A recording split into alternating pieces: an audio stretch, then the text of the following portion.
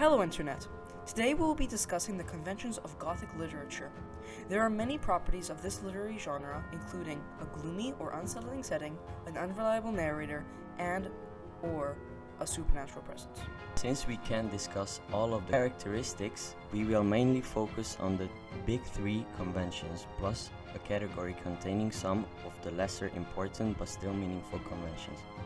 Gothic literature is a popular literary genre that places a strong emphasis on intense emotions. It originated in the late 18th century with The Castle of Otranto by Horace Walpole.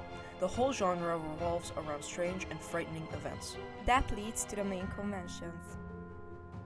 The unreliable narrator as a convention is frequently used in Gothic literature to add to the mysterious or unsettling feeling.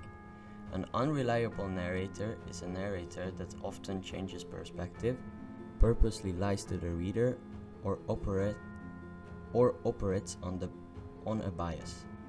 The reason for this is usually a psychological issue or a mental impairment. The unreliable narrator is usually a first-person narrator and says something but later proves the exact opposite. The setting of a Gothic novel usually includes a castle or manor. If the setting is far from civilization or in another way isolated, you can usually be sure this is a Gothic novel. The setting could be surrounded by a dark and gloomy forest or in the Austrian Alps. The weather will most likely be very stormy or just, in general, bad weather. This sets the mood for a darker, more mysterious story.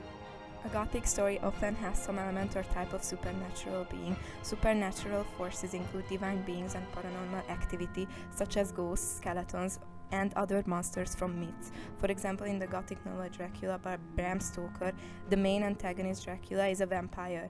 This can make the story more interesting and tenser than a normal novel, which adds to this genre's popularity. The element of romance is repeatedly used in Gothic tales. It is most often connected with the damsel in distress. Romance is used to get the right mood for the reader. It is suspenseful and thrilling, with some mysterious elements, while still focusing on the romantic aspect of the story. Another aspect that Gothic novels usually contain is a curse of some sort. Many times it happens with the hero or the main character. In some cases it may lead to the plot.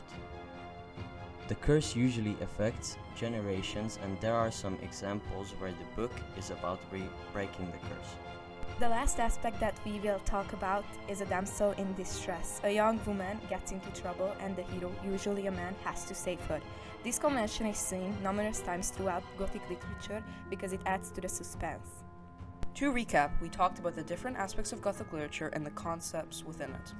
We gave a brief explanation of the unreliable narrator, set some examples of settings, discussed how supernatural forces can make the story more engaging, how romance can give mysterious elements or set the right mood, that most Gothic novels have curses in them, in some cases it might even lead to the plot, damsels in distress and how they can advance the plot or add tension, and what Gothic literature is. We hope you enjoyed our project, so thank you for your attention and stay tuned because more videos are coming soon. Next year. Don't forget to like, subscribe, share, and maybe drop a comment down below. Don't have a good day, have a great day. See you soon-ish.